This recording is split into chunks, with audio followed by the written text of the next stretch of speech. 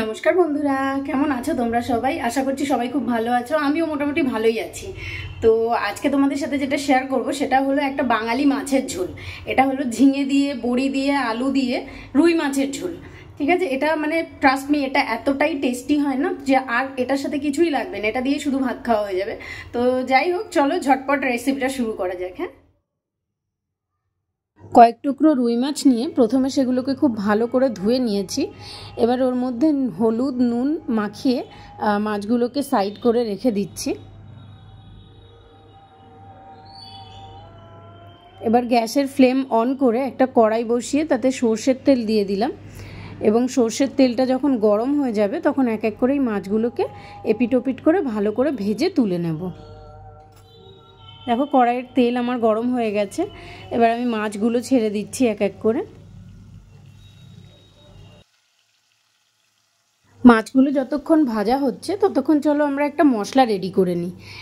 এই মশলার জন্য আমাদের একটা মিক্সিং জার নিয়ে নিতে হবে। তার মধ্যে কাঁচা লঙ্কা, একটা ছোট টমেটো আর কয়েক টুকরো আদা, ব্যাস এইটুকু দিয়েই আমাদের মশলাটা রেডি হয়ে যাবে।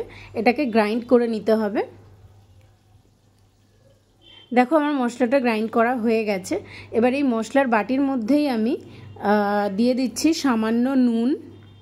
এটা পরিমাণ মতো তোমাদের স্বাদ অনুযায়ী দেবে। দিয়ে দিচ্ছি হলুদ গুঁড়ো, সামান্য লঙ্কার গুঁড়ো, এগুলো সবই কিন্তু তোমরা তোমাদের স্বাদ অনুযায়ী দেবে। আর দিচ্ছি জিরের গুঁড়ো। নুন, হলুদ, লঙ্কা আর জিরের গুঁড়ো একসাথে দিলাম, আর সামান্য একটু এর মধ্যে জল দিয়ে মশলাটাকে আলাদা করে রেখে দিচ্ছি। আর এদিকে যে সবজিগুলো দিয়ে আমি মাছের ঝোলটা করব, সেই সবজিগুলো কিন্তু আমি আগে থেকেই কেটে এরকম আলুগুলো স্লাইস করে কেটে নিয়েছি, আর ঝিঙেগুলো এরকম একটু বড় বড় করে কেটে সাইড করে রেখে দিয়েছি। এদিকে দেখো আমার মাছগুলো এক পাশ ভাজা হয়ে গেছে, আমি উল্টে দিচ্ছি।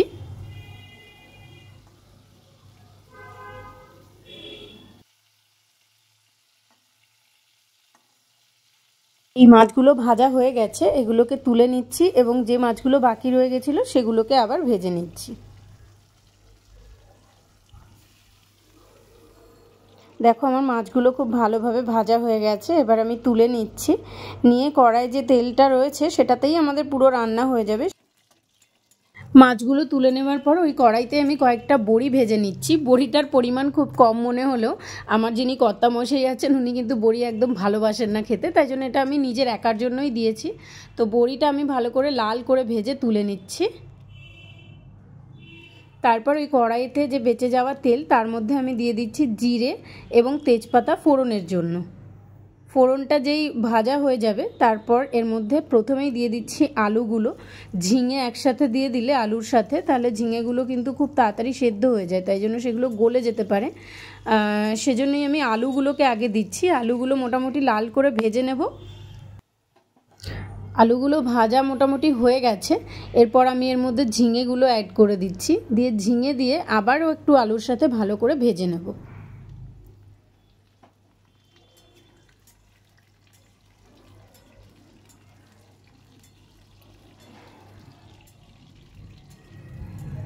দেখো ঝিঙেটা আমার মোটামুটি ভাজা হয়ে এসেছে। এদিকে আমার সবজি ভাজা চলছে, আর দেখো পিছনে আমার মা পুষি ম্যাও ম্যাও করে আমাকে ডেকেই যাচ্ছে ক্যাট ফুড দেওয়ার জন্য।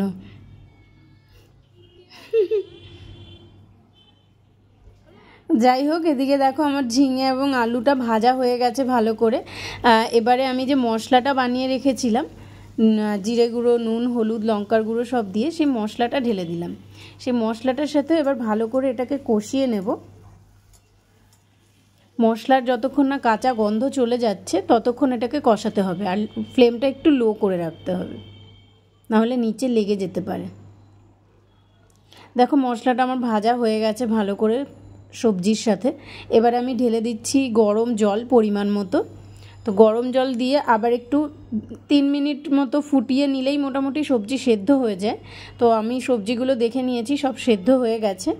এবারে ভেজে রাখা মাছগুলো এর মধ্যে ছেড়ে দিচ্ছি। মাছগুলো দিয়ে আর বেশিক্ষণ ফোটানোর দরকার নেই। মাছের সাথে সাথে বড়িগুলোকেও দিয়ে দিলাম, আর দিয়ে দিলাম কাঁচা লঙ্কা একটা ভেঙে দিয়ে দিলাম, আর ওপর থেকে একটু ধনেপাতা ছড়িয়ে দিলাম।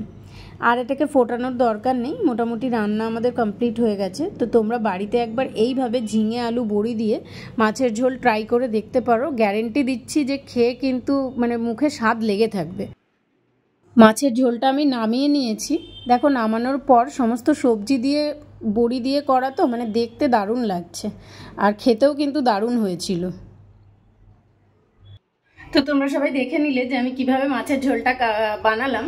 তো তোমরাও বাড়িতে একবার ট্রাই করে দেখতে পারো, জাস্ট একবার ট্রাই করে দেখো, ভীষণ ভালো লাগবে আশা করছি। তো এই ভিডিওটার জন্য এতটুকুই। আর যদি আমার ভিডিওটা ভালো লাগে একটু প্লিজ চ্যানেলটাকে সাবস্ক্রাইব করে দিও, আমাকে একটু সাপোর্ট করো প্লিজ। Thank you.